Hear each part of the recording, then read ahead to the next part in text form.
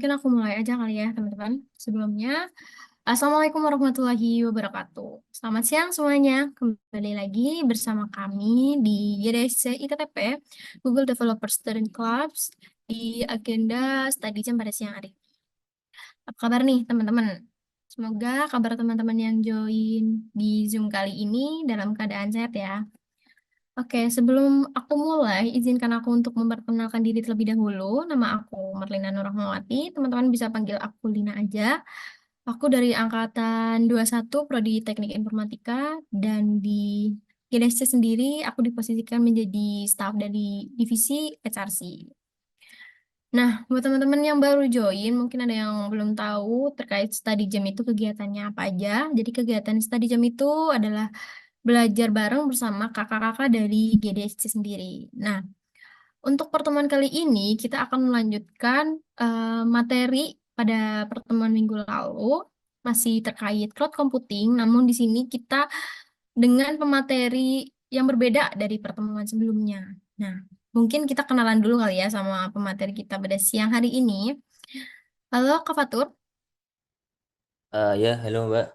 Oke, mungkin Kak Fatur bisa memperkenalkan diri terlebih dahulu secara singkat aja. Silakan Kak. Oke, selamat siang teman-teman. Terima kasih yang udah bergabung di Study Jam hari ini. Perkenalkan, namaku Muhammad Ananta Fatur Rahman, biasa dipanggil Fatur. Aku dari Informatika Angkatan 22 di GTC. Aku di bagian CND Cloud Specialist bareng Mas Alibar ya. Oke, terima kasih Kak Fatur atas perkenalannya. Mungkin aku mau mengingatkan lagi kepada teman-teman untuk mendokumentasikan kegiatan study jam kali ini karena akan menjadi syarat untuk absensi yang akan di-share nanti setelah eh, acara selesai. Nah, teman-teman juga yang udah mulai penasaran terkait materi yang akan disampaikan, boleh banget nih bertanya melalui link Slido yang telah disediakan oleh panitia. Sudah di-share juga melalui chat Zoom, teman-teman boleh banget bertanya di link Slido. Atau mungkin nanti setelah sesi pematerian mau on mic juga boleh. Dan nanti di pertanyaan teman-teman yang udah diinputkan melalui link Slido akan aku bacakan di sesi terakhir yaitu sesi Q&A. Oke, nggak usah lama-lama lagi. Mungkin kita langsung aja ke acara yang paling utama yaitu Study Jam bersama Kak Fatur. Waktu dan tempat kami persilahkan. Silakan Kak Fatur. Oke, makasih banyak Mbak Lina. Aku izin share gini ya teman-teman. Wih, cepat banget. Wait, wait, wait. Oke, oke, udah kelihatan kan ya, guys? Sudah Kak.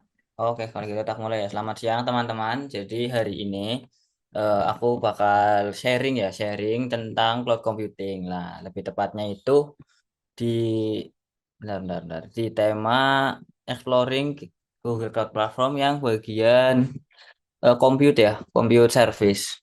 Oke, nama aku Muhammad Ananta Fatur Rahman. Aku staf kurikulum and developer cloud specialist di GDC IT Telkom Purwokerto. Ini ada website pribadiku di anantafatur.dev. Di sana juga ada link ke LinkedIn-ku. Barangkali teman-teman ada yang mau connect, boleh banget. Oke, jadi topik hari ini, bentar.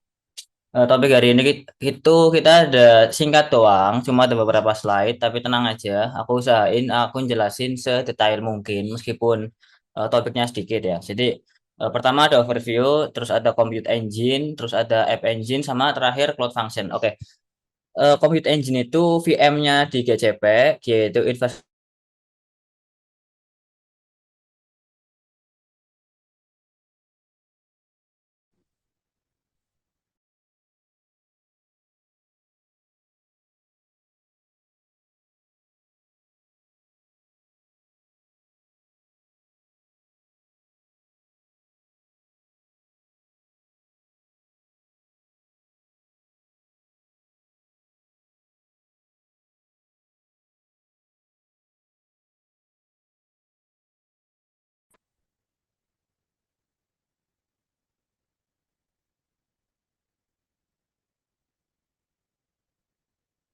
tadi terakhir sampai mana ya, Mas Mbak?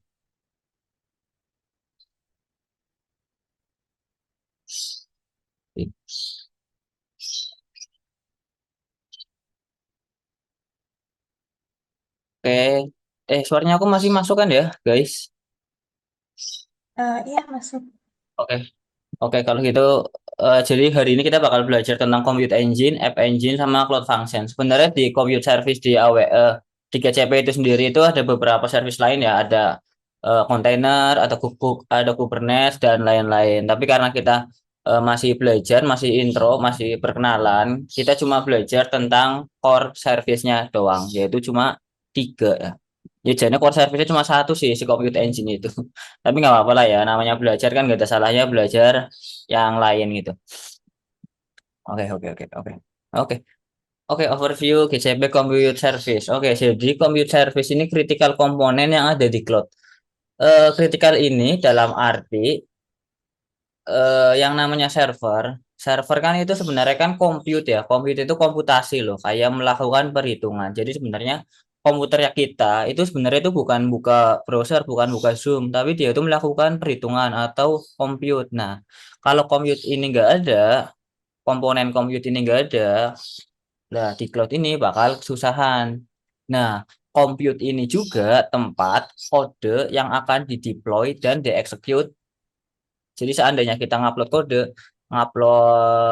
kode ke Cloud Function itu dieksekutnya di Compute Service, atau ngupload data di Database Service itu ujung-ujungnya disimpan di Compute Service, cuma dia di di setting di otak-atik sama si GCP biar kita sebagai customer nggak perlu mikirin sistem operasi, software update dan lain-lain. Itu kembali lagi ke infrastruktur as a service, platform as a service, sama software as a service. Wait, slideshow. Oke, oke. Maaf, maaf. Oke, GCE ya, Google Compute Engine atau biasa disingkat GCE. GCE itu virtual machine-nya GCP, dia itu memungkinkan kita untuk menjalankan beberapa sistem operasi. Cuma sistem operasi yang paling umum kan ada dua nih di dunia ini. Yang pertama ada Linux, sama ada Windows. Jadi seandainya kita butuh Windows nih, butuh Windows atau butuh Linux, tapi aku nggak mau nginstal di laptopnya aku, tapi aku mau Windows atau Linux ini nyala 24 jam. Kalau di laptop kan mau nggak mau malamnya dimatiin kan.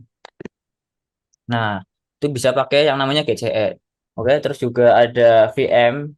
VM ini, jadi anggaplah kita butuh VM nih, butuh GCE nih. Lah, pas kita bikin, itu pasti ditanyain, kamu mau spesifikasi yang kayak gimana? Nah, spesifikasi gimananya ini kalau di VM atau machine types itu biasanya berdasarkan CPU sama RAM configuration. Jadi contohnya itu kayak satu RAM satu CPU atau dua RAM dua CPU gitu. Lah itu yang membedakan spesifikasi dan jelas harganya. Oke, jadi setelah oke, yang namanya komponen komputer kan ada beberapa nih, CPU, RAM, sama storage kan. Nah, storage ini secara default kalau di GCP itu ini ephemeral, jadi cuma sementara gitu. Jadi seandainya kita nge-delete si VM-nya, si GCE-nya, dia itu bakal hilang datanya yang ada di hard disk kita. Jadi kayak komputer kita itu dibuang, itu kan datanya ikut hilang kan. Nah, ada juga yang namanya persistence. Nah, persisten ini jadi seandainya VM kita di delete, data kita itu masih aman. Aman dalam arti nggak ikut ke delete karena pakai persisten, storage persisten. Nah, persisten ini bisa pakai yang standar atau yang SSD. SSD itu solid state drive, jadi dia itu beberapa kali lebih kencang ketimbang hard disk biasa atau HDD ya biasa singkatnya. Nah, VM ini juga ditagihnya itu minimal 1 menit dan satu dan per detik setelah 1 menit. Oke, contohnya contohnya gini. Jadi seandainya nih, aku disuruh bikin VM sama temanku, kayak tur bisa nggak bikinin VM Ubuntu 20? Oke, tunggu. Aku bikinin VM, tapi aku salah nih. Aku bikinnya Ubuntu 22. Nah, pas aku rampung bikin, pas VM-nya belum jadi, masih creating, tuh aku ngabarin teman, udah nih di Ubuntu 22. Lah, temanku ngomong, Tur, jangan di Ubuntu 22, tapi di Ubuntu 20 sama yang aku bilang tadi. Nah, karena aku sadar aku salah, aku remove lah VM tersebut. Aku remove VM tersebut. Nah, Kalau langsung di remove kan otomatis harusnya ya, harusnya kan di bawah 1 menit kan. Nah, tapi karena di GCP ini minimal ditagihnya itu 1 menit, maka dari itu aku kena tagihan untuk VM yang running dalam 1 menit. Nah, setelah 1 menit, seandainya udah bener nih, aku bikin ulang, terus bikin di Ubuntu 20. Ubuntu 21 menit jalan, habis itu di 1 detik setelahnya itu ditagih. Jadi tagihannya itu seandainya nyala 1,5 menit, berarti tagihannya 1,5 menit. Tapi seandainya nyalanya cuma 10 detik, itu ditagihnya 1 menit. Itu ya. Oke, terus juga bayar sustain use disk. Wait, wait. Pak. Jadi seandainya, oke, buat yang ini tuh contohnya kayak gini. Seandainya teman-teman pakai VM atau bikin instance di GCP dan nyala terus selama 720 jam atau 24 jam dikali 30, itu dia bakal dapat yang namanya sustain diskon di bulan selanjutnya ya. Kenapa dapat? Karena nyalanya selama 1 bulan itu full. Jadi si GCP ini eh ya kayak ngasih harga grosir lah. Nah, terus yang terakhir ini ada diskon commit. Ini ya kayak reserve instance. Jadi kalau sustain kan masih satuan bulan tuh. Seandainya nyala 6 bulan dia dikasih diskon. Tapi seandainya kita udah komitmen kayak GCP aku butuh VM spesifikasi 1 GB RAM, 1 core CPU.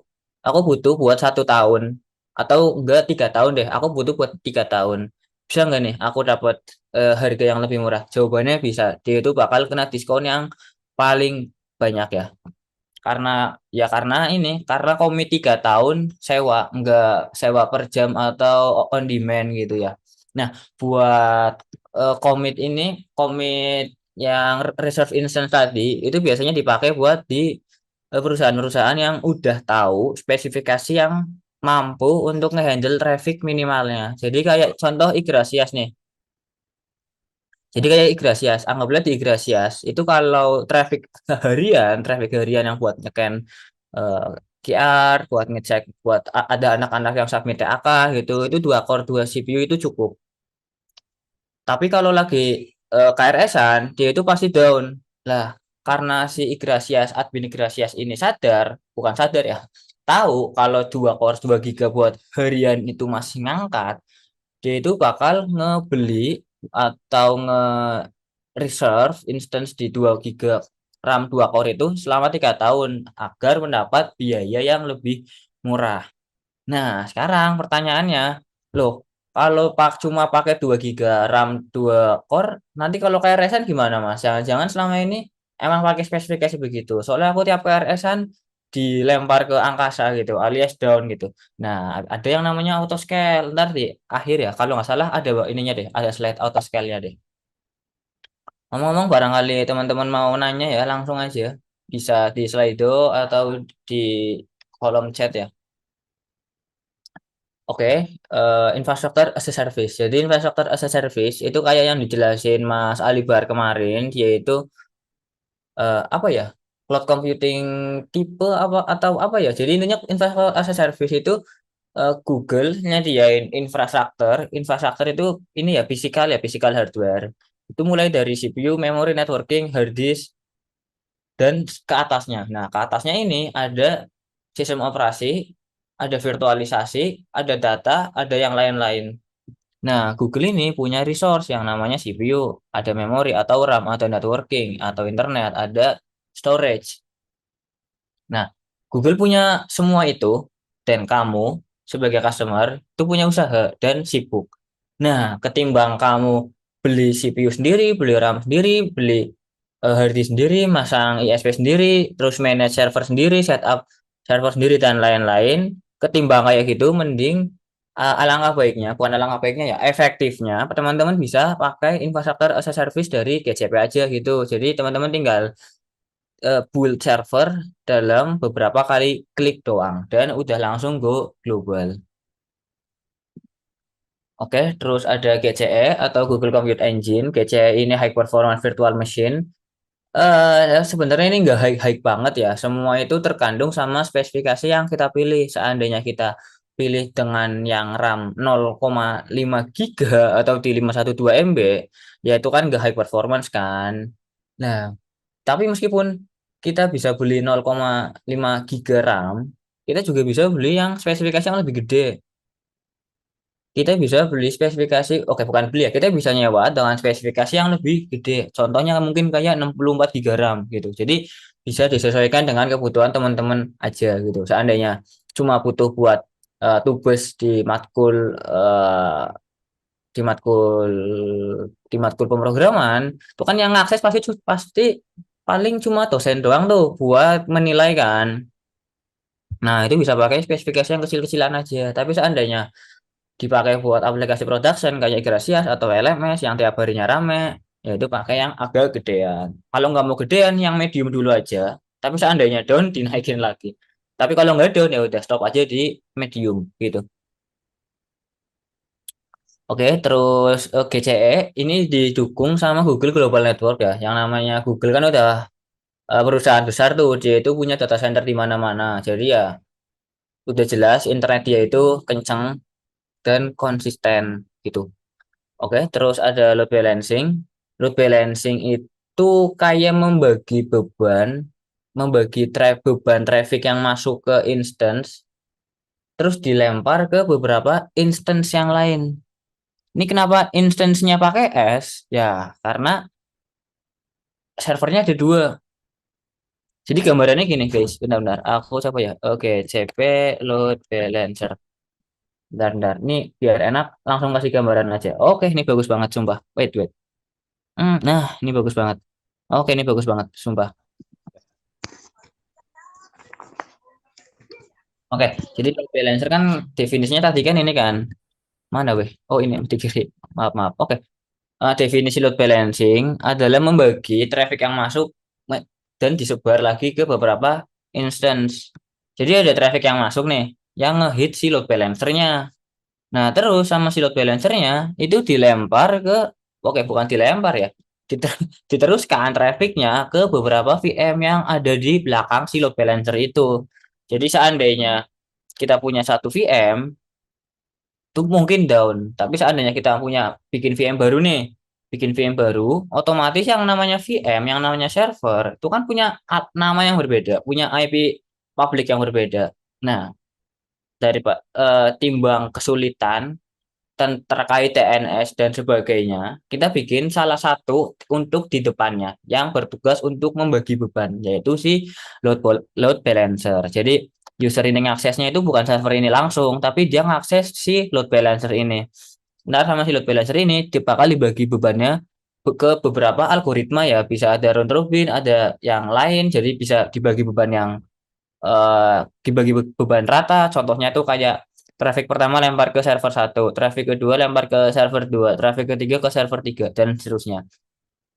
Ada juga yang dia si load balancer ini ngecek. Jadi dari 4 VM ini mana yang paling anggur, mana yang paling usage-nya itu kosongan gitu. Jadi ya dia itu nangkapnya kalau kalau dia nganggur pasti kalau dilemparin traffic dia pasti bisa ngehandle.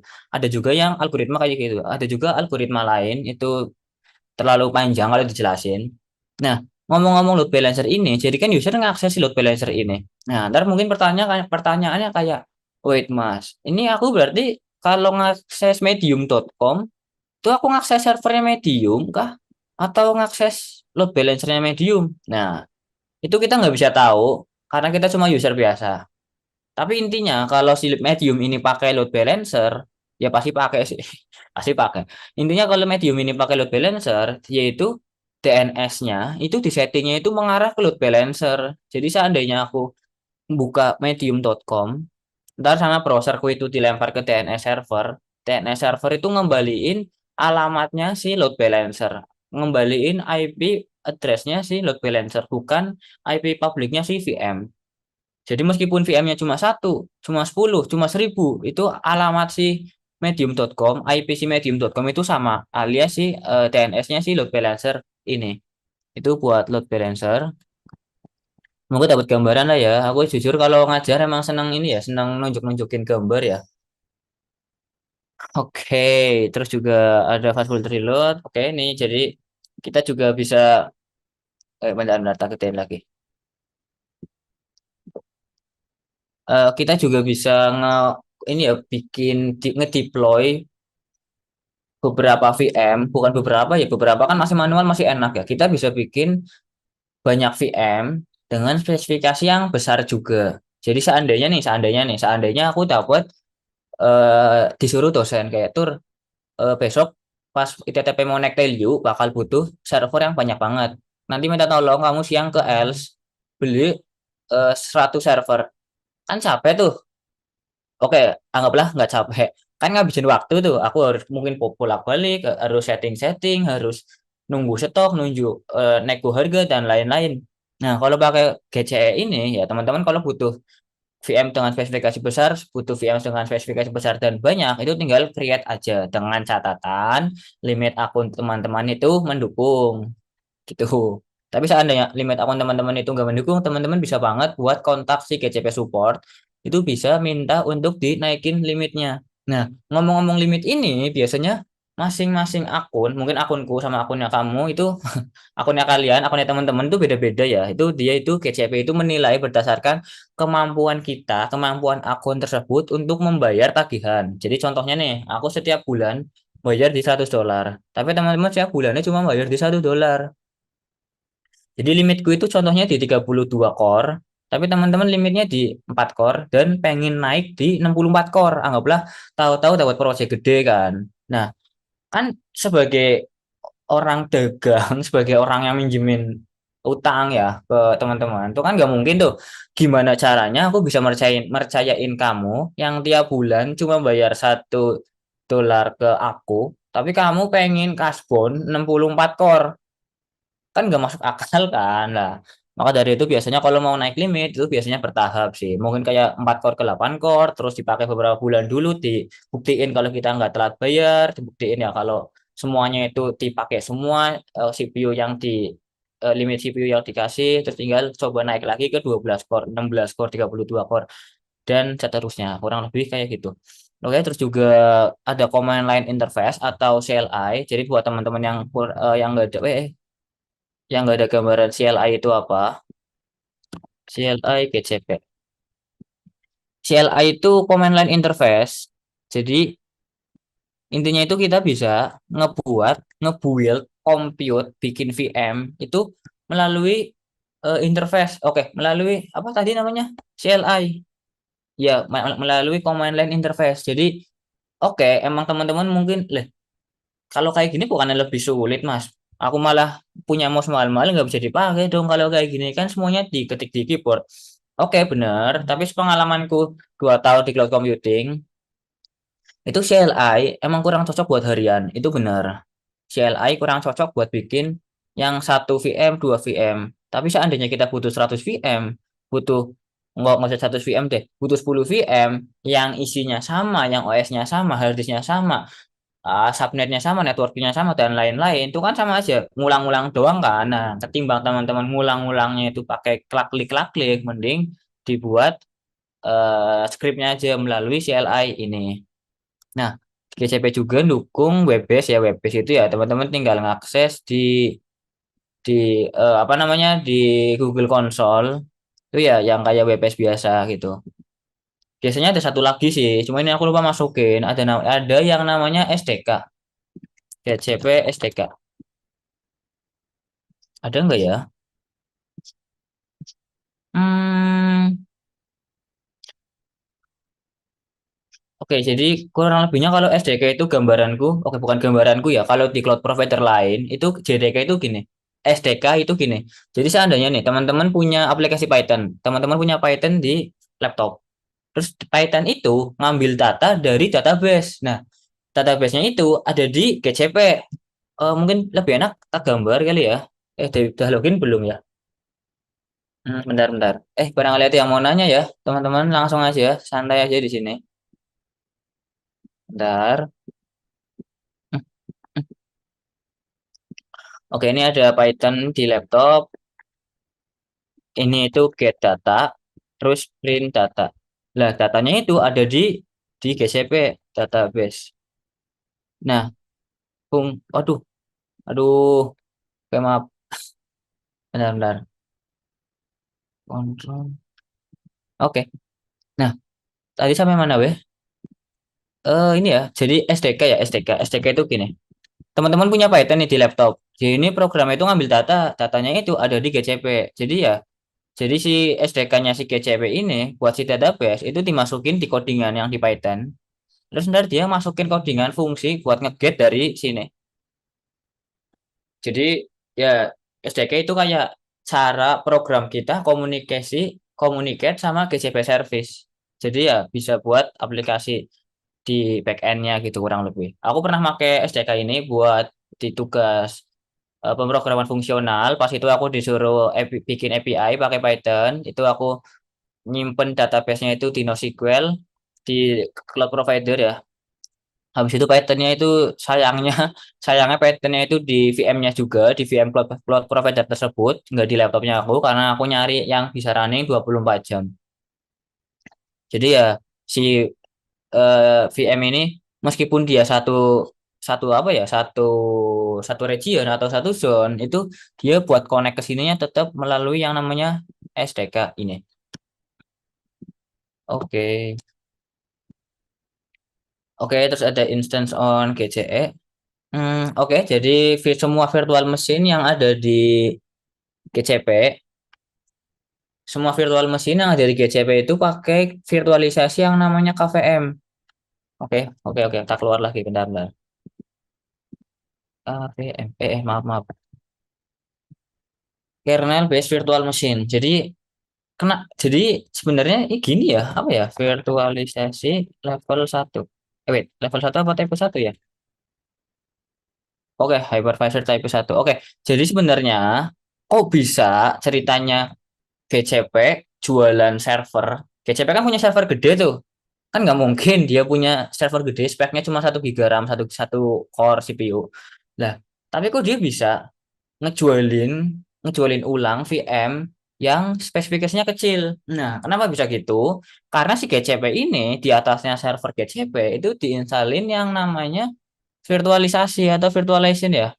Jadi virtualisasi ini memungkinkan teman-teman atau si GCP tadi itu bikin mesin-mesin virtual atau virtual machine. Makanya di GCP di tempat lain itu namanya kurang lebih sama yaitu si virtual machine. Nah, buat KVM ini sebenarnya nggak harus KVM ya. Semua hypervisor atau virtualisasi itu ada tipe-tipe yang lain, tapi sepengetahuanku KVM ini paling paling apa ya paling baik tapi paling kompleks. Kalau aku pribadi males banget pakai KKVM buat project. Kalau aku bikin sendiri mending pakai yang gampang aja yang mending jadi. Tapi untungnya ini yang handle semua GCP sih, jadi kalau balik lagi ke shared responsibility model ya enggak ke GCP. Oke, ini bagus banget gambarnya sumpah. Eh, nah nah jadi di infrastruktur as a service ini kan tadi aku ngomong kan virtualisasi. Nah, ini virtualisasi itu sebenarnya ada. Jadi GCP punya networking, GCP itu punya storage, GCP punya server. Nah, di atasnya server ini ditaruhlah virtualisasi yang tadi. Yang memungkinkan GCP ini bikin beberapa mesin virtual untuk disewain kembali melalui GCP platform. Nah, tapi kalau di sini kan teman-teman lihat nih, di apa namanya? Mana sih? Jadi kita sebagai customer itu cuma manage dari OS sampai aplikasi. Jadi teman-teman kalau install sewa GCP VM, GCE ya, itu teman-teman bakal dapat gelondongan kosong, isinya itu Ubuntu. Anggaplah Ubuntu. Kalau Ubuntu itu belum ada apa-apanya. Jadi seandainya teman-teman butuh, oh mas nih aku dapat tugas disuruh bikin web server. Tapi kok aku habis bikin GCE kok IP publiknya pas dibuka nggak muncul apa-apa ya. Soalnya aku kalau membuka LMS tuh langsung muncul halaman login.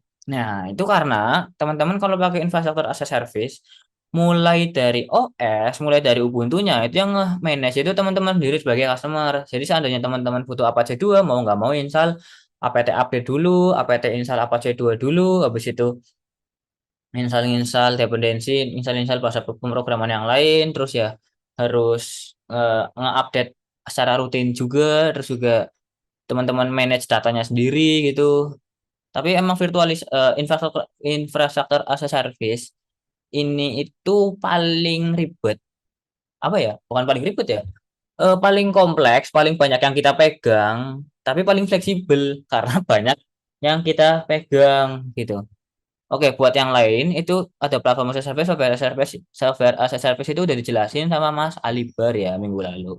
Mungkin teman-teman yang kemarin ketinggalan bisa banget buat nonton di YouTube-nya GTC TTP aja. Oke, satu poin bisa panjang banget ya kalau ngomong.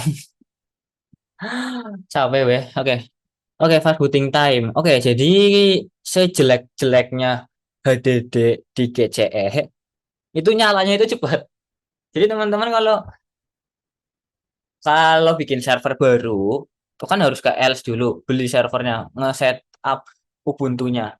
Pas nge-set up Ubuntu juga harus masukin password, masukin username, masukin time zone, masukin apalah itu, masukin IP address mau di DHCP-in atau di statikin. Tapi kalau teman-teman bikin VM di GCE itu dalam bawah di bawah 30 detik itu bisa apa ya udah ready gitu. Jadi bisa dibilang fast booting time. Kenapa bisa gitu? Karena yang namanya cloud computing itu dia itu nggak nginstal Ubuntu dari ISO. Jadi kayak image loh, udah dijadiin image-nya. Jadi kayak GCP itu nginstal dari ISO benar. Habis itu setelah Ubuntu-nya jadi di sebuah VM, itu VM ini tuh di clone gitu, di download image-nya.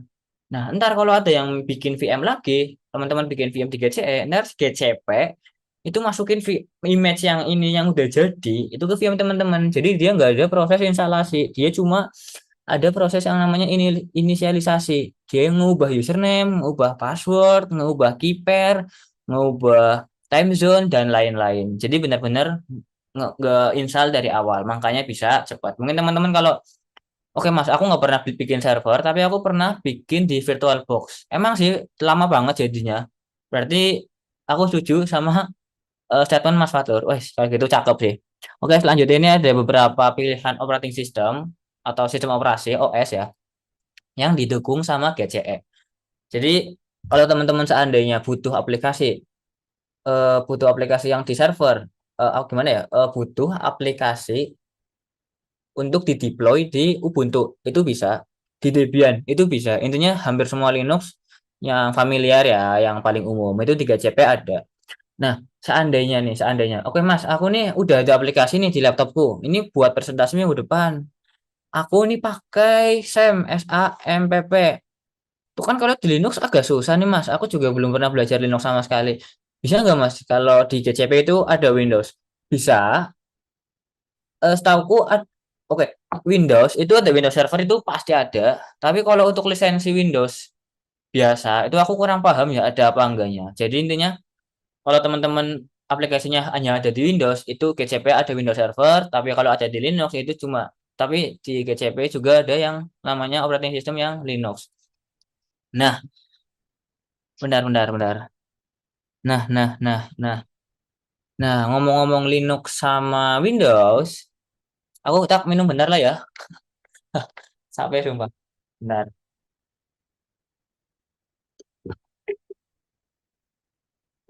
Ah, nah, eh,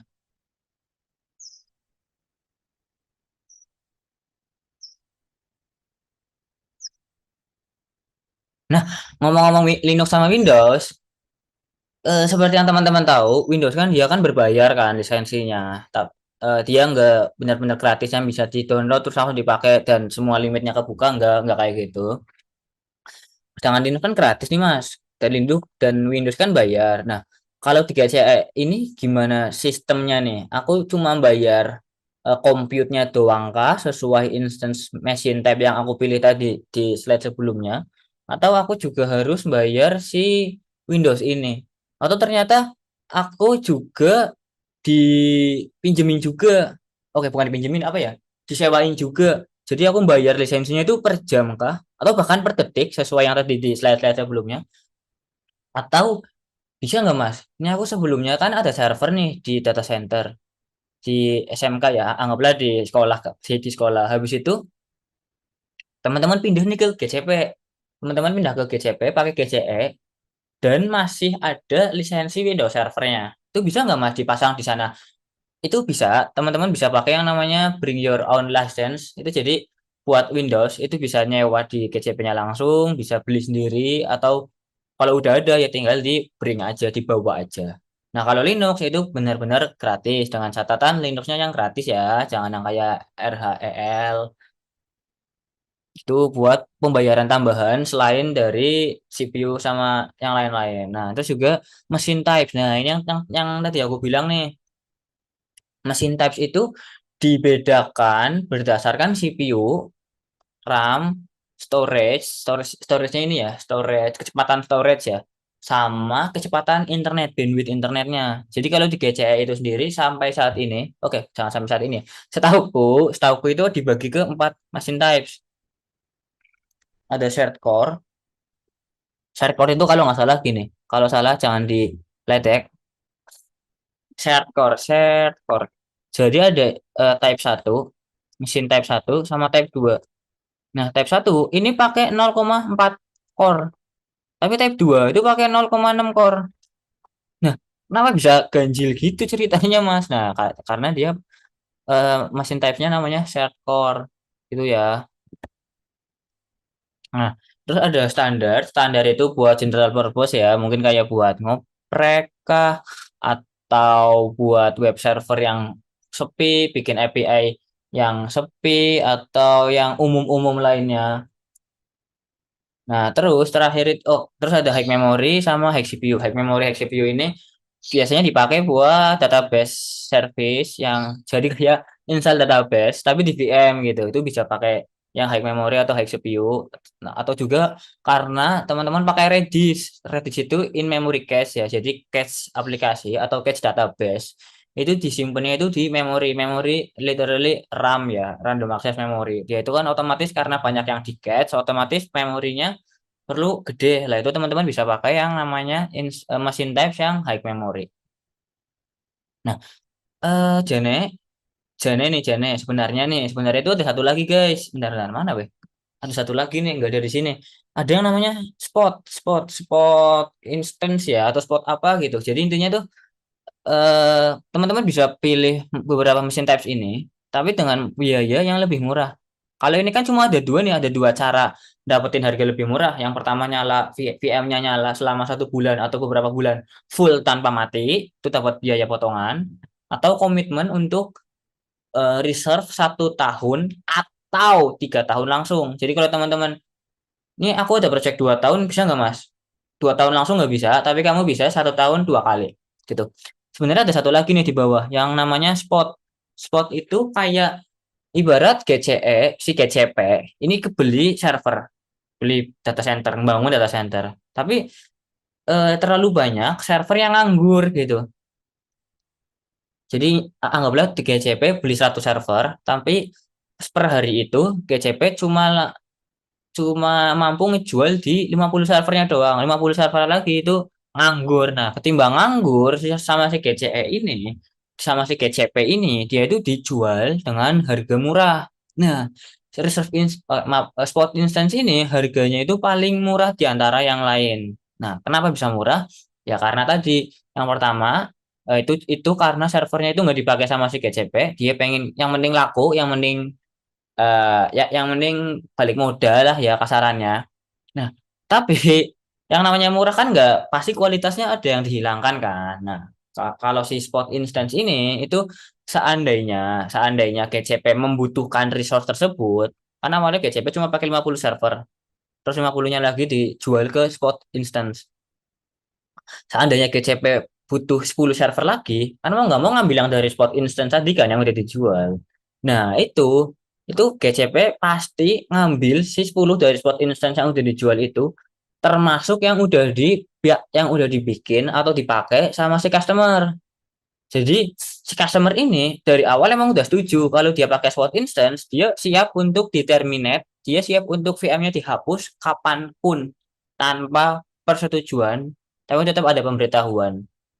Oke, jadi tanpa persetujuan, mau setuju apa enggak tetap dihapus karena GCP mau pakai, tapi GCP ini ngasih pemberitahuan. Biasanya pemberitahuannya itu dalam satuan menit sih, enggak sampai berjam atau berhari-hari.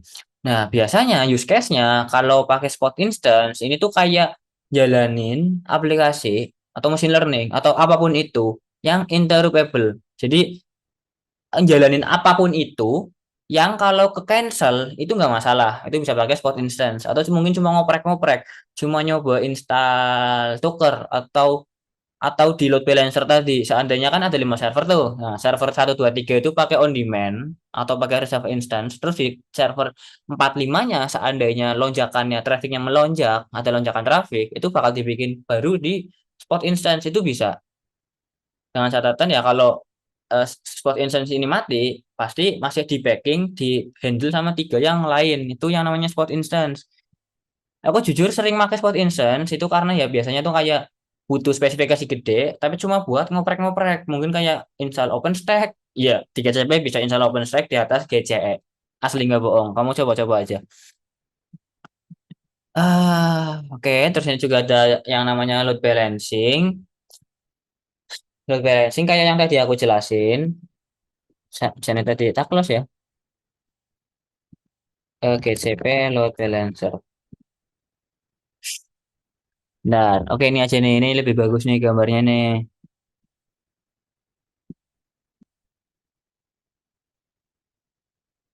Wah lah, benar guys. Mana ya, mana ya, mana ya.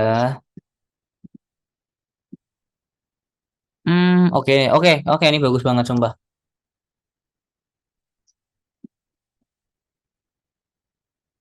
Nah, oke, yang cara kerja load balancing, teman-teman, selamat, hari ini udah belajar satu konsep baru, satu teknologi baru, yang namanya load balancing.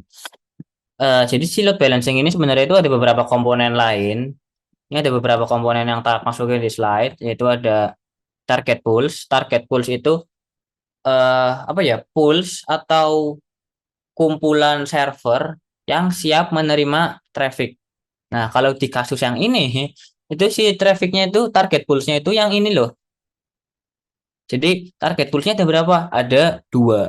Ada di instance group mana aja? Instance group Jakarta sama instance group Europe. Nah, terus ada yang namanya health check nih. Health check itu ya ibarat ngecek aja sih. Jadi kan si load balancer ini dia itu nggak sekedar meneruskan traffic, dia itu juga bertanggung jawab buat memastikan server yang ada di target pools itu siap menerima request. Nah, siap menerima request ini otomatis dia si load balancer ini harus memastikan kalau dia itu sehat walafiat. Bener nggak? Nah, jadi si load balancer ini ngeceknya itu bisa ini ya ada cek interval second. Jadi kayak seberapa sering si load balancer ini ngecek si target pools ini. Contohnya gini, kalau cek interval secondnya 5 detik, jadi si load balancer ini bakal manggil sama si ke Jakarta, ke instance grup Jakarta ini setiap 5 detik. Jadi kayak detik detik kelima dia ngecek apakah healthy atau enggak healthy, apa unhealthy. Terus di detik ke 10 dia nanyain ngecek lagi. Ngecek itu dalam artian kayak ngeping gitu.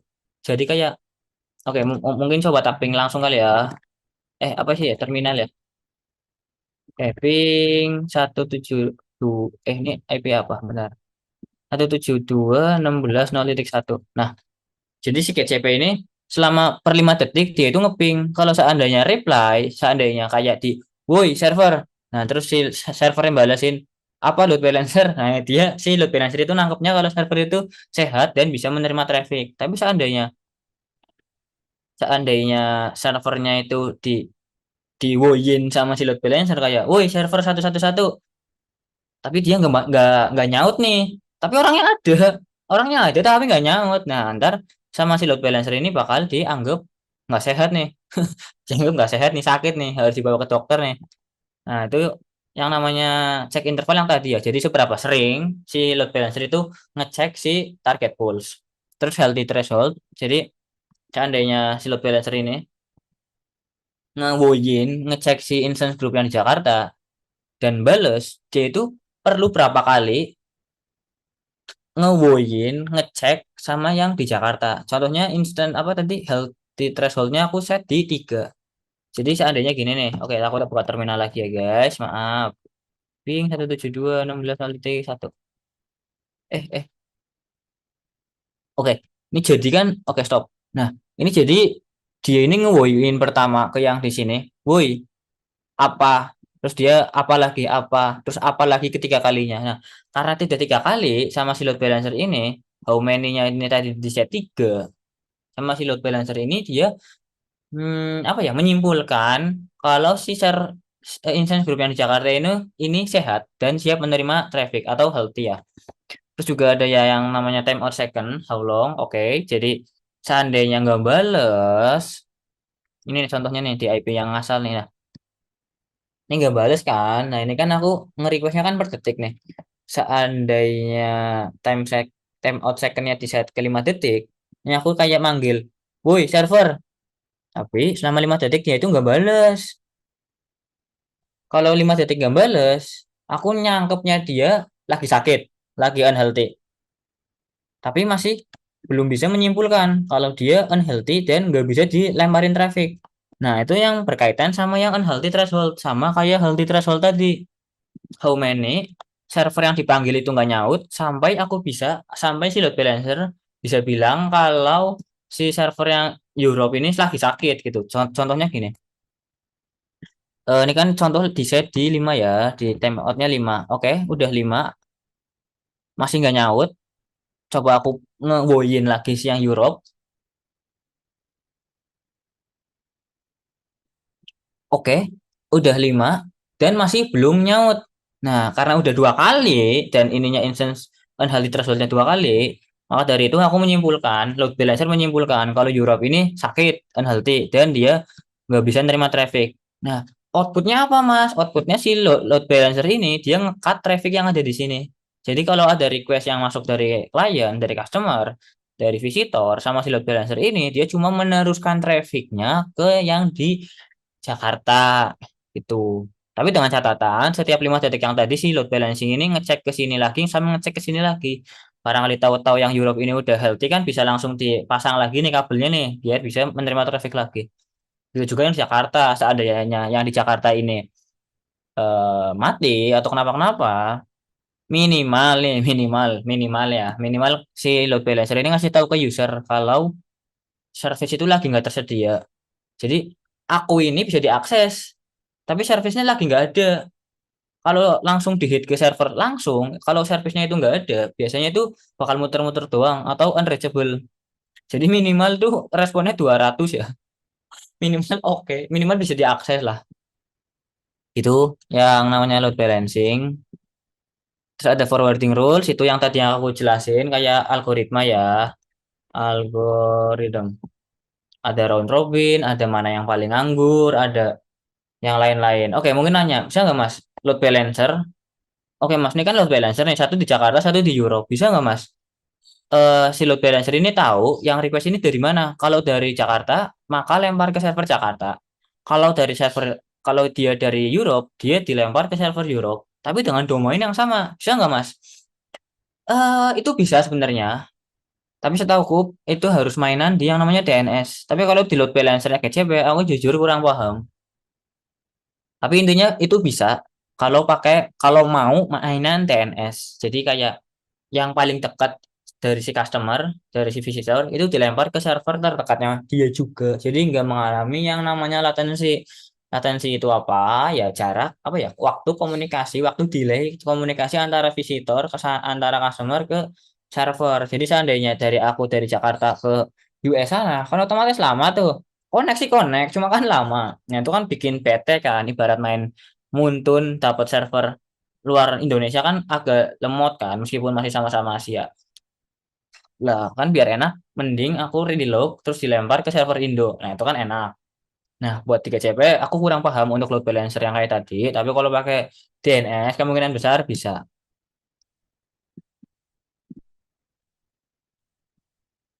Oke, bentar ya guys.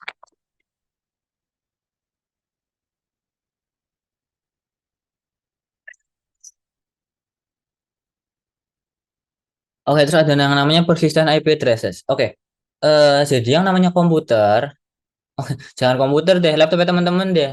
Laptop teman-teman kan punya IP masing-masing tuh, ada IP public, IP private. Nah, itu enggak masalah yang mana.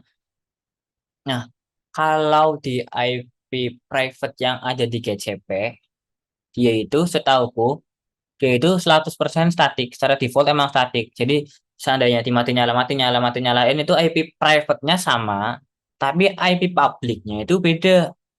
Oke, IP public itu apa, Mas? IP public itu IP info. IP public itu IP yang dikasih sama ISP kita dari Bisnet ke aku sebagai customer. Nah, IP publiknya aku di 112.78 dan lain-lain. Nah, seandainya laptopnya aku tak restart, IP-nya berubah nggak? Jelas enggak. Kok nggak berubah?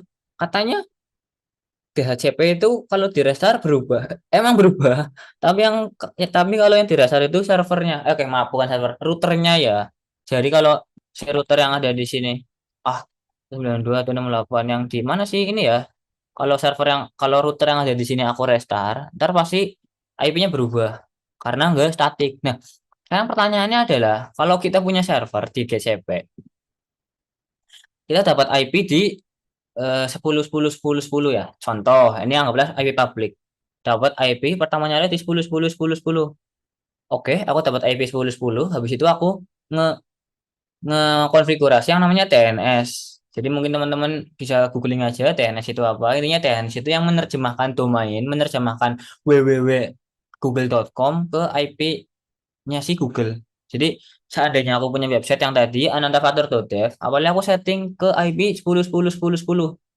Tapi seandainya VM-nya aku yang di GCPE itu tak matiin dan dinyalain lagi, emang datanya nggak hilang. Emang tetap bisa connect internet, emang masih ada websitenya aku. Tapi IP dia, IP public server tersebut itu pasti berubah. Kenapa begitu? Karena nggak pakai yang namanya persistent IP address. Nah, jadi seandainya teman-teman nih pengen bikin server yang nyala dalam bulanan atau enggak harian lah ya, intinya kalau sering mati nyala, tapi nggak mau kehilangan IP tersebut. Nah, itu bisa pakai yang namanya persistent IP address. Jadi seandainya teman-teman baru bikin, terus lupa nih, aduh, lupa nyalain persistent IP. Nah, teman-teman bisa nge-promote yang ephemeral IP, IP yang setapatnya distatikkan gitu loh. Jadi seandainya di reboot atau di mati nyalain itu nggak bakal berubah-ubah. Nah, emang kenapa kalau berubah-ubah, Mas? Kan tinggal diakses lagi, toh IP-nya dikasih tahu IP barunya apa, kan tinggal dibuka lagi di domainnya atau di SSH-nya atau di yang lain. Nah, kalau didomainkan, yang namanya domain kan pasti ada hubungannya sama DNS tadi nih. Jadi seandainya tadi kan VM ku awalnya 10 10 10 10 kan. Aku matiin, aku nyalain lagi dia dapat VIP 11 11 11 11. Nah, tapi si anantafatur.dev ini dia itu masih meneruskan traffic ke 10 10 10 tadi. Jadi seandainya teman-teman ngakses nih webnya aku nih, loh kok nggak bisa, Mas? Ini di aku unreachable. Terus aku ngecek nih ke GCP-nya. Lah, ini aku bisa, Mas. Tak buka pakai IP 1111 bisa, Mas. Nah, kenapa bisa begitu? Karena DNS-nya masih disetting ke IP yang lama. Nah, mau nggak mau, teman-teman harus ngubah DNS si anantafatur.dev tadi ke IP yang baru. Nah, dan biar hidup kita lebih enak, nggak ribet, nggak perlu ngotak-ngatik IP ketika ribut, ketika mati nyalain dan lain-lain, tinggal distatikan aja, tinggal dipersistenkan aja IP yang tadi 1111. Jadi seandainya bulan depan atau enggak hari ini dimatiin, bulan depan tak nyalain lagi, pasti IP-nya masih 11 11 11, nggak mungkin berubah. Dengan catatan, kalau teman-teman nge nge-booking ya, nge-booking reserve IP public itu dia itu teman-teman harus bayar ya, teman-teman harus bayar biaya per jamnya meskipun enggak dipakai, meskipun VM-nya enggak nyala gitu. Harusnya murah sih, tapi kalau lama ya kena tekor juga. Ya cuma ya mau gimana lagi, daripada ribet mending bayar. Ya balik lagi ke pribadi lah, ada yang mau ribet tapi cost efektif, ada yang mending gak ribet tapi miskin nggak masalah. Aduh, banyak banget ya materinya ya. Jadi pendek sih. Oke, nggak apa-apa. Oke, jadi beberapa, dua doang weh, sisa dua lagi. Oke, semoga cepet ya, biar jam 2.15-an rampung ya. Semoga ya, semoga. Oke, jadi ada, oke, buat apa tadi GCE? Google Compute Engine. Barangkali teman-teman nanti yang mau nanya, silahkan.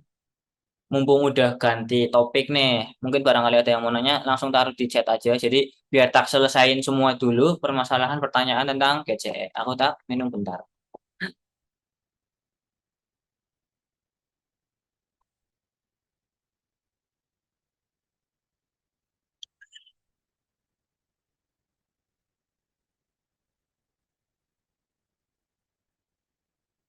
Oke, selanjutnya ada Google App Engine. Ini salah satu first computer service dari Google yang menggunakan platform as a service atau PaaS ya.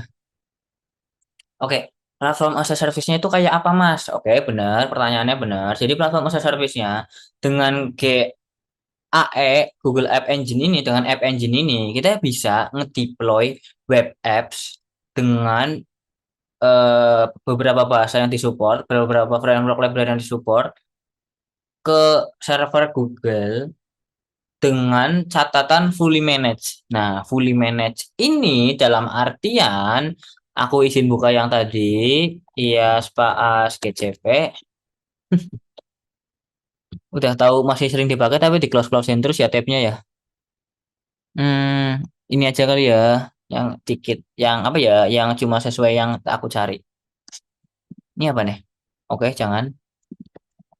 Oke, balik lagi ke sini.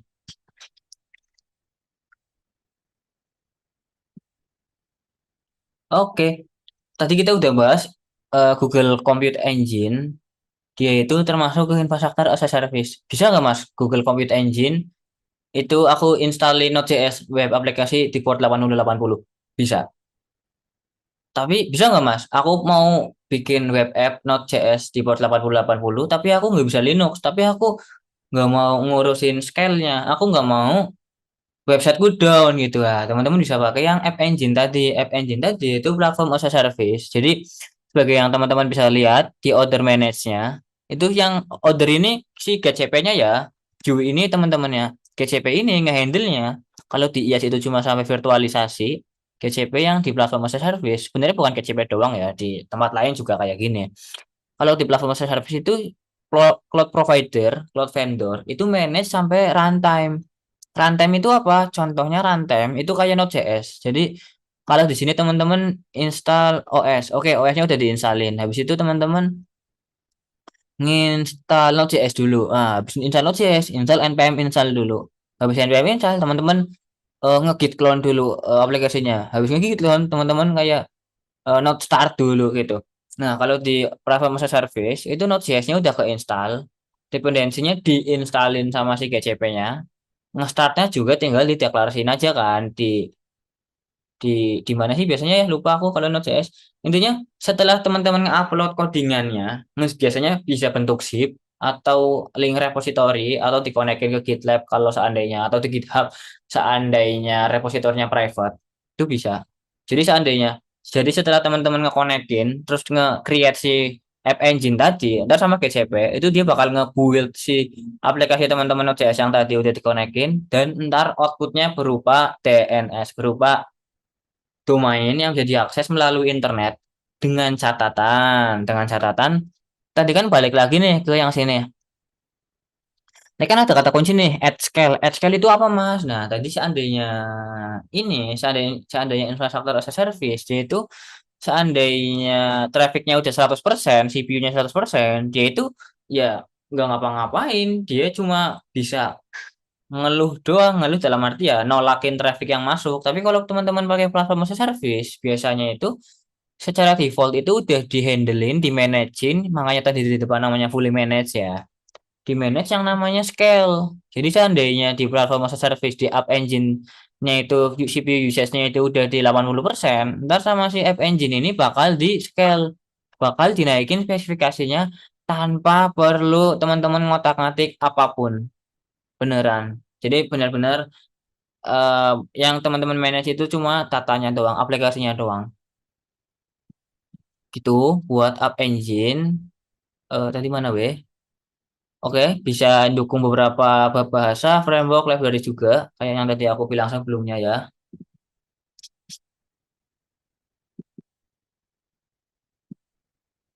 Oke, terus juga App Engine tersedia di dua environment nih. Yang pertama itu ada standar sama fleksibel. Nah, kalau standar itu aplikasinya di-deploy di sandbox. Jadi sandboxnya ibarat kayak masih staging gitu loh. Staging itu sebelum dinaikin ke production. Nah, sedangkan fleksibel itu menggunakan Docker container atau kontainer ya. Itu buat ngedeploy aplikasi yang teman-teman deploy di App Engine yang menggunakan environment fleksibel. Paham nggak? Intinya gitulah. Kalau pakai standar pakainya sandbox, kalau pakai fleksibel pakainya Docker container gitu. Terus buat cloud function itu serverless computing. Ini jujur lihat ke advance, tapi kalau belajar teorinya gampang. Tapi kalau masuk ke prakteknya bikin sakit kepala. Jadi ini cloud function ini serverless buat nge-build sama connecting cloud service. Oke. Gimana ya daripada membaca kan bentar, bentar, maaf, maaf, maaf. Jadi cloud function itu contohnya gini nih guys. Contohnya gini. Teman-teman punya aplikasi. Aplikasi itu menerima inputan inputan file PDF. Tak gambar lah ya daripada bayang-bayangin. Ini aplikasi. Ini aplikasi. Ini website. Terus ada tombol nih, button nih, upload PDF. Nah, upload PDF ini itu nggak ada akses. Jadi ya dia nerima 100 MB PDF. Nah, terus PDF ini dia disimpan di yang namanya object storage. Iya benar, object storage.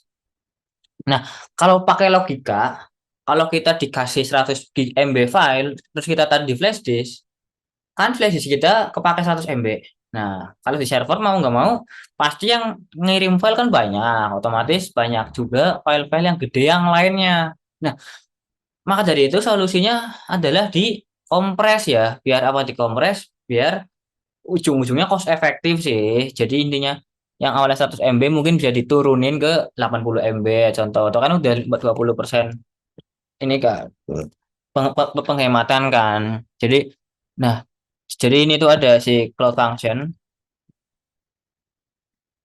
Contohnya gini guys.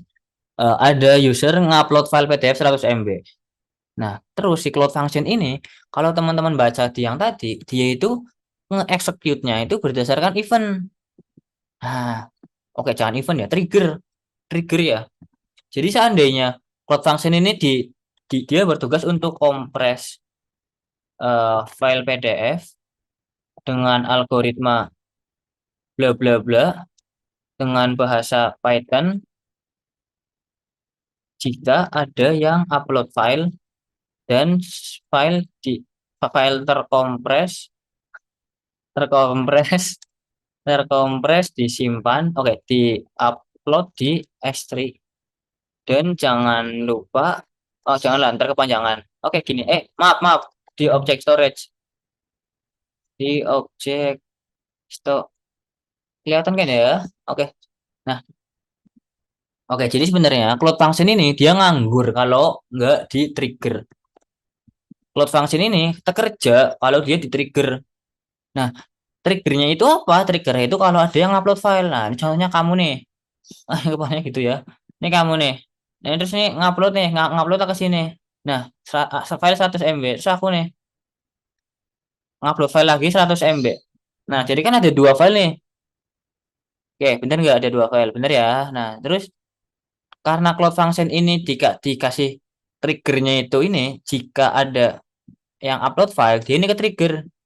Nah, setelah ke trigger, dia ini kerjanya itu ngapain?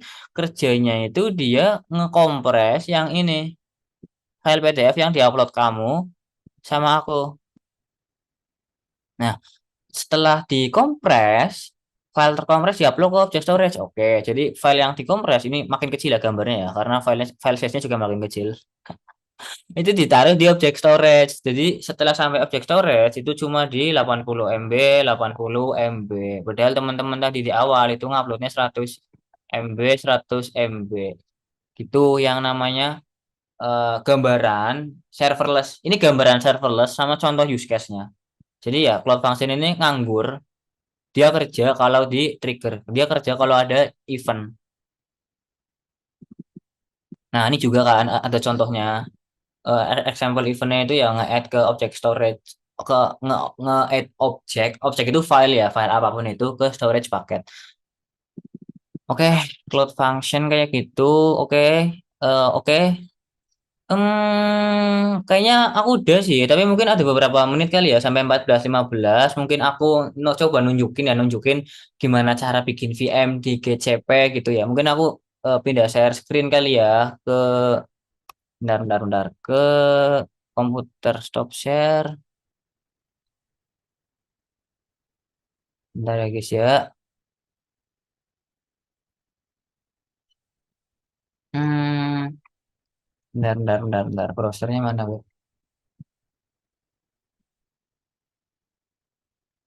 Ih, anjay.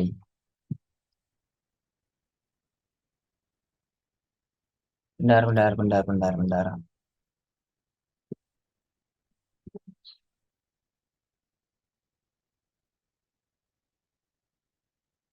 Oke, ini aku dapat pinjaman akun GCP dari teman yang ikut bangkit. Jadi aku ini ya, aku jujur-jujuran bukan anak GCP, aku anak sebelah, tapi yang namanya ilmu cloud itu sebenarnya ujung-ujungnya sama, cuma beda penamaan doang. Kan nggak mungkin nih aku bisa ngomong 1 jam penuh kalau nggak punya ilmunya kan.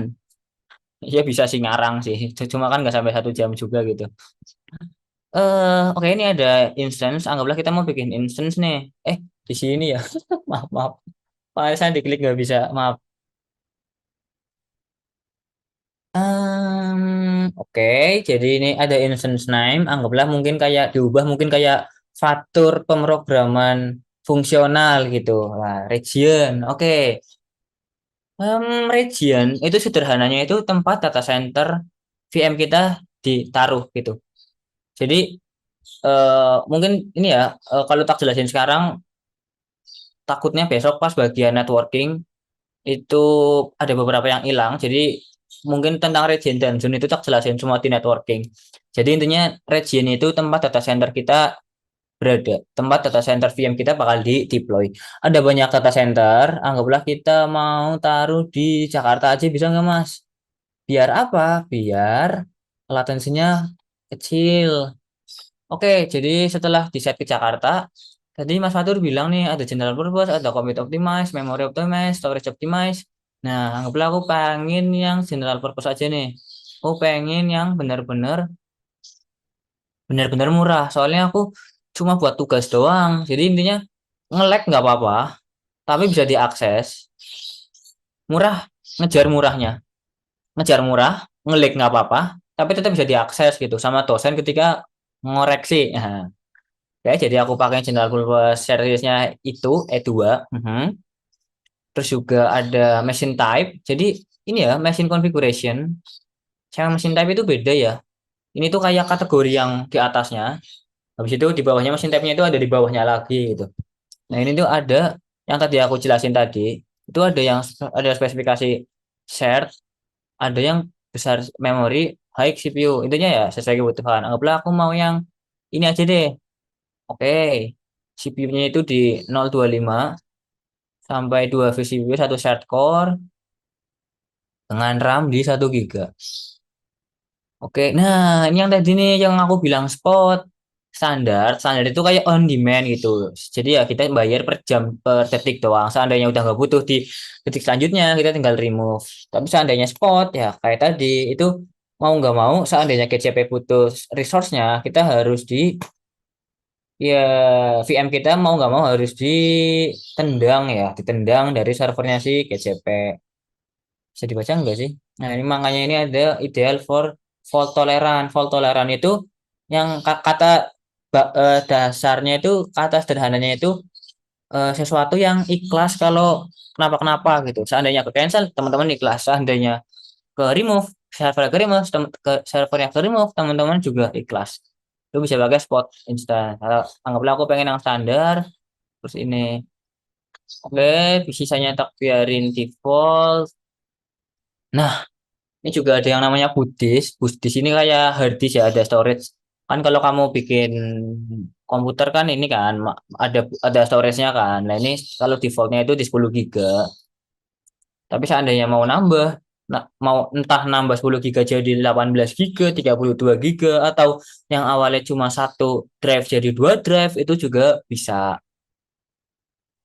Nah, itu juga ada yang namanya firewall nih. Firewall itu kayak tentang security, tapi di dunia networking. Jadi kayak apa aja yang boleh diakses, siapa aja yang boleh ngakses. Nah, terkait firewall ini bakal tak jelasin. Siapa ya yang jelasin besok ya? Intinya bakal dijelasin di pertemuan-pertemuan selanjutnya di bagian networking, VPC networking. Kalau nggak salah aku loh, kalau nggak salah ya. Ini bakal tak jelasin lebih detail. Terus yang lain ini nggak ada yang nggak ada yang perlu dipelajari sih kalau masih belajar sih. Nah, terus tinggal di create aja. Ini aku nggak create karena akun temen, bukan akunku. Jadi aku udah janji ke dia kalau cuma buat nge-read only, cuma nge-view only buat nunjukin ke teman-teman doang. Nah, ngomong-ngomong biaya, ngomong-ngomong biaya, dengan spesifikasi yang tadi, yang paling rendah, itu aku kena biaya di 952 USD per bulan. Oke, Mas. Tadi kamu bilang katanya dia bayar itu per detik. Kok di sini per bulan? Nah, per bulan ini dengan catatan kalau nyala satu bulan full selama 720 jam. Nah, tapi kalau cuma nyala 1 jam ya teman-teman cuma bayar di sekitar ini. Cuma 2 jam tinggal dikali dua aja. Nah, sebenarnya bisa nggak Mas dibikin lebih murah? Aku budgetnya benar-benar pas-pasan nih. Oke, aku coba bikin murah.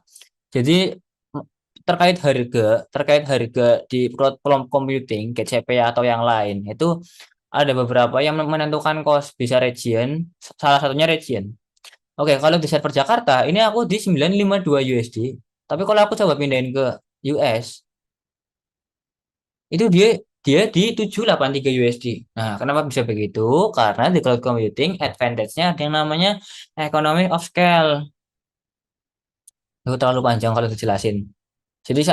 Jadi seandainya aku mau ngejar cost, aku naruh di data center atau di region US sana. Tapi kalau ngejar latency, ngejar performa, oke bukan performa ya, ngejar delay, ngejar networking biar aku ngonek ke web servernya cepat, itu mau nggak mau pakai yang Jakarta meskipun harganya lebih mahal. Itu buat overview doang ya tentang cara bikin compute engine. eh oke, aku balik lagi ke gimana wih? Bentar, bentar.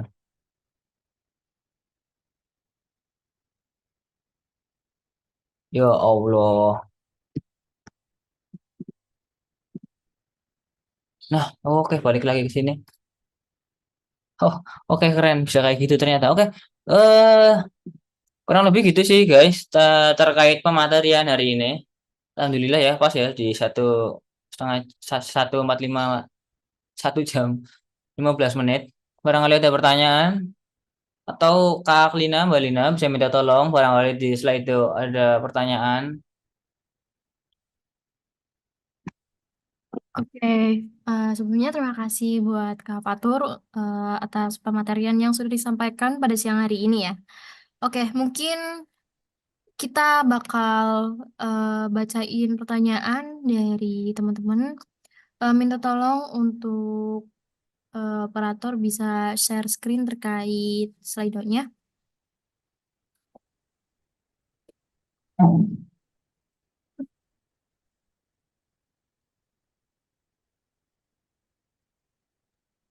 Fungsi Ya, gimana? untuk Slido belum ada yang tanya nih. Oke, terima kasih Kak Fathul atas konfirmasinya. Mungkin di sini teman-teman ada yang mau bertanya, boleh banget nih melalui chat Zoom. Kalau mungkin tadi teman-teman nggak sempat mengajukan pertanyaan di Slido, bisa banget bertanya di chat Zoom atau mungkin bisa langsung on mic aja, biar bisa langsung dijawab oleh Kak Fatur.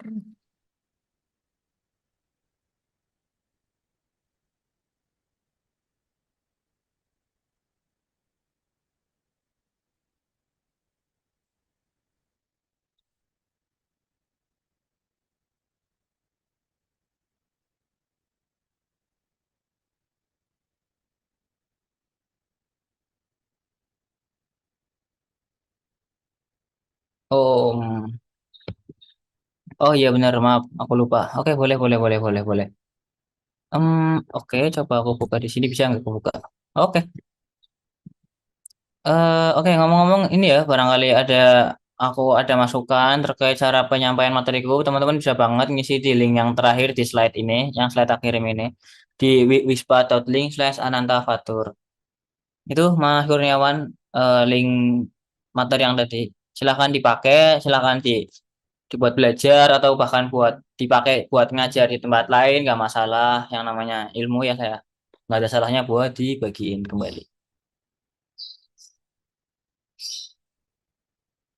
Oke, terima kasih Kak Fatur. Mungkin teman-teman kalau mau cek lagi terkait materi yang tadi sudah disampaikan, bisa diakses ya. Ini sudah di-share juga sama Kak Fatur untuk link pematerinya. Oke, karena tidak ada pertanyaan lagi, mungkin kita lanjut aja ke sesi selanjutnya, yaitu sesi dokumen. Karena pada pertemuan kali ini tidak ada kuis ya, teman-teman. Jadi kita lanjut aja ke sesi dokumentasi. Mungkin untuk sesi dokumentasi aku akan serahkan langsung ke tim MNC. Tim MNC aman nggak ya?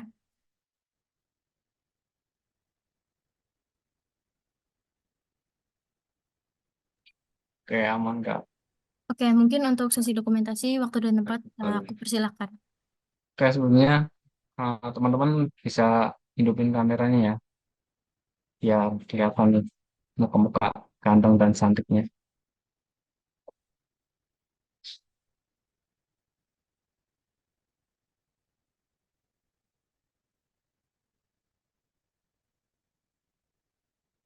Oke, aku tunggu ya. Oke,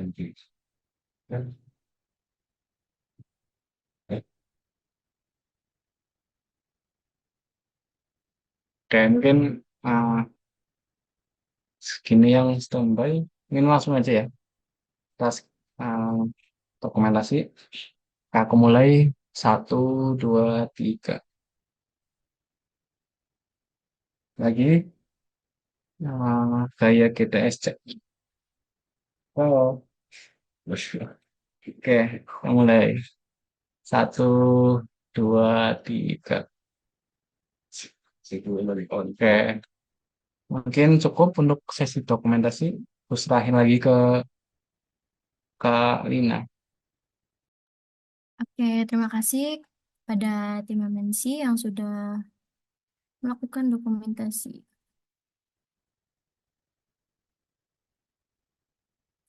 Oke, eh mungkin teman-teman di sini bisa langsung mengisi absensi ya yang sudah di-share oleh panitia dan mungkin Kak Novi bisa dicek lagi terkait link absensinya karena tidak bisa diakses.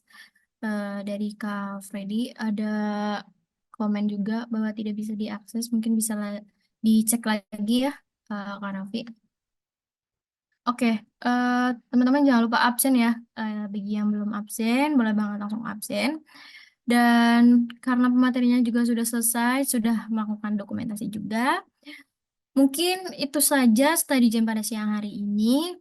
Aku sekali lagi mau mengucapkan banyak terima kasih kepada Kak Fatur atas materi yang sudah disampaikan dan teman-teman yang sudah meluangkan waktunya untuk mengikuti study jam di siang hari ini karena eh, di jam-jam siang ya, jam istirahat, tapi teman-teman menyempatkan waktu untuk menghadiri study jam pada siang hari ini. Oke, aku selaku host pada siang hari ini di study jam kali ini mengucapkan mohon maaf juga apabila ada tutur kata yang kurang berkenan atau salah di hati teman-teman. Mungkin itu aja yang bisa kami sampaikan. Jangan lupa untuk selalu memantau media sosial GDSC, entah itu Instagram atau Discord untuk info-info lebih lanjut. Dan jangan lupa untuk hadir juga di study jam besok di hari Minggu ya, teman-teman di jam yang sama, di jam 1. Dan jangan lupa bagi yang belum RSVP bisa langsung cek Instagram gdsc.ittp. Mungkin itu aja. Aku tutup. Terima kasih. Wassalamualaikum warahmatullahi wabarakatuh. See you teman-teman semuanya. Selamat siang.